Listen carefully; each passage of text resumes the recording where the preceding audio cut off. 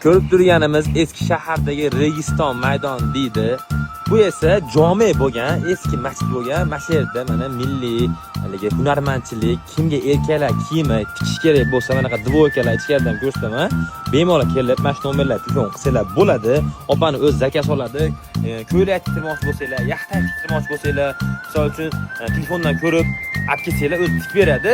Misol uchun magazinlarda 1 million deyotgan bo'lsa, bu yerdan 500 mingga tiktirsanglar bo'ladi, to'g'rimi opa? 500 mingga misol uchun materialni olib kelib bersanglar ham, qanaqa materialda bo'lsin desanglar ham tikib o'zi chiroyli qilib beradi. Hozir ichkarida yana tikilgan narsalar bor, ko'rsataman sizlarga, qaranglar. Ichkarida mana har xil manaqa ko'ylak deysizlarmi, manaqa jinsiviy deysizlarmi, manaqa sportivka deysizlarmi, hozirgi holatda manaqa liondan, manaqa materialdan dvoyka deysizlarmi, xullas hamma narsani o'zlari qilib beradi, tikib beradi, chiroyli qilib. Shu nomerlarga bemalol aloqa qilsanglar bo'ladi va o'zining Instagram kanali bor, uni ham qo'yib qo'yaman, obuna bo'lib bemalol chiqsa bo'ladi. Manzil o'sha eski shahar Dehqon bozorining ro'parasidan kelganda 4-do'kon. Eshigiga yozib qo'yganman, 4-do'kon.